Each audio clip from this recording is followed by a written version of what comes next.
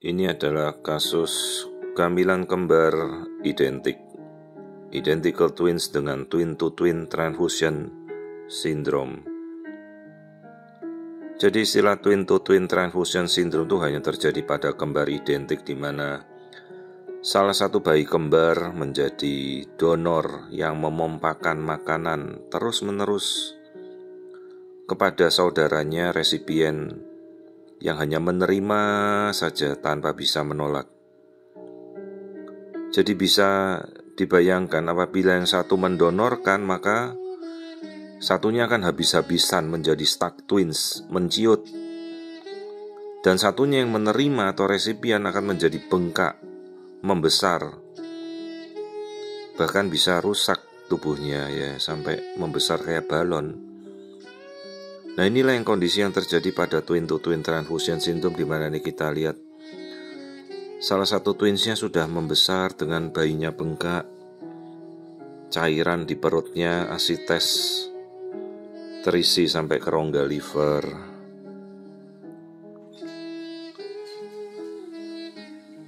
Jadi inilah kondisi paling berat dari twin-to-twin transfusion syndrome, di mana ini kemudian kita lihat jantungnya sudah membesar seperti kita yang kena gagal jantung ya. Sayang sekali tindakan yang bisa kita lakukan ini adalah memutus hubungan antara kedua twins ini agar mereka tidak saling memberikan makanan karena hanya mempunyai satu plasenta. Masalahnya kan kita tidak bisa memilih twin yang mana yang mau kita korbankan gitu. Dan masalahnya kalau satu sudah kena, biasanya twins yang kedua ini juga tidak akan bertahan lama. Inilah dilematisnya dalam kasus twin-to-twin transfusion syndrome, dan biasanya terjadi pada minggu ke-19 ke atas ya. Dan kalau kita biarkan, maka kedua bayi ini akan meninggal dalam kandungan. Ataupun bila kita agresif untuk melakukan terapi, misalnya kita hentikan aliran darah salah satu, lalu yang sudah bengkak ya juga tidak akan bertahan. Maka inilah dilematis dari kondisi twin-to-twins ini. Apabila kita tahu lebih mudah dari awal 20 minggu, maka kita potong aliran darahnya dengan laser coagulation. Kita hentikan pembuluh darah mereka yang saling berhubungan. Hanya memang tindakan itu masih berupa trial ya, kadang-kadang belum berhasil. Dan sulit sekali kita melakukan hal tersebut, bukan suatu hal yang mudah kita hentikan aliran darah pemisahnya ini. Jadi satu twins ini sudah bengkak sekali, kemudian satu twinsnya sudah menciut, kurus sekali karena kehabisan makan.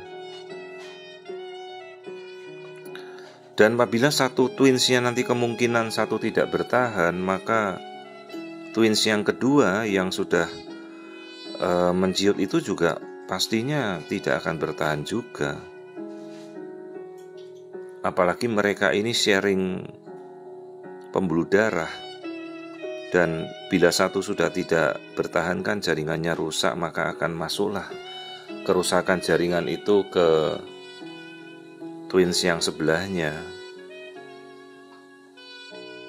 Jadi ini kasus yang sedemikian berat ya untuk kita ketahui twin-to-twin transfusion syndrome.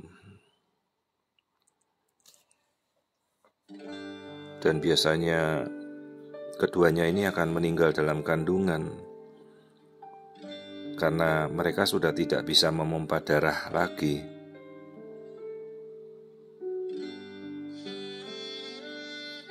Lihat ini bayi yang bengkak ya, wajahnya sudah edem, bengkak.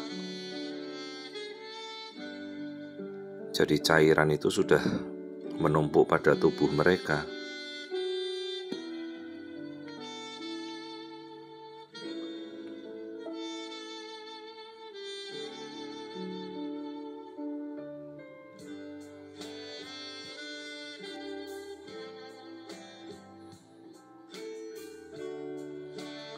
Ya, jadi inilah kondisi twin to twin transfusion syndrome. Ini perbandingan antara yang satu yang sudah bengkak dengan satunya ya, jantungnya sudah rusak juga karena sudah terisi cairan. Perbandingan antara lingkar perutnya ya, kelihatan berbeda sekali, yang satu kecil, yang satunya besar.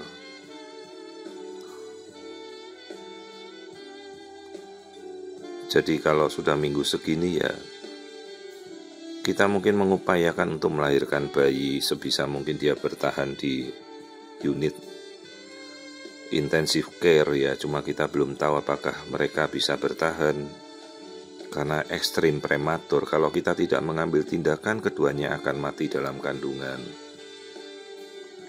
Tapi kalau kita mengupayakan mereka kita lahirkan, ini masih sangat ekstrim prematuritas. Belum lagi dengan kasus yang satunya sudah gagal jantung, saking bengkaknya jantungnya. Ya, jadi biasanya ya kasus ini akan berakhir dengan